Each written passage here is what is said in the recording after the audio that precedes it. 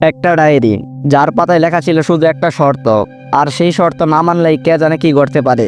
1974 সাল, ব্রাহ্মণবাড়িয়ার এক নিরিবিলি গ্রামে একটা পুরনো কাঠের দোতলা বাড়ি।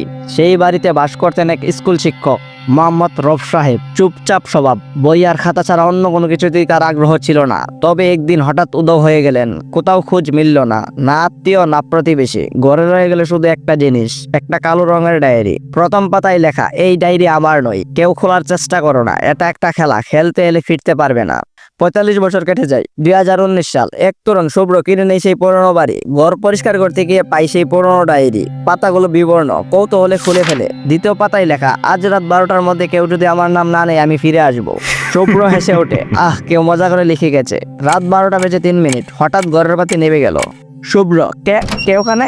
তুমি আমার নাম নেওনি শুভ্র, আমি ফিরে এসেছি। পরদিন সকাল, শুভ্র নেই, ঘর ফাঁকা, শুধু জানলার পাশে একটা ছেঁড়া পাতা, তাতে লেখা, তোমার পালা শেষ, এখন পরবর্তী পাঠককে। কালো রঙের ডায়েরি খুলবেন কি? শুভ্র হয়তো আর ফিরবে না, কিন্তু ডায়েরিটা এখনো আছে, অপেক্ষা পরের পাঠকের। গল্প ভালো লাগলে শেয়ার করুন, আর এরকম আরো গল্প পেতে আমাদের গল্প কার্নিভাল চ্যানেলটি সাবস্ক্রাইব করুন।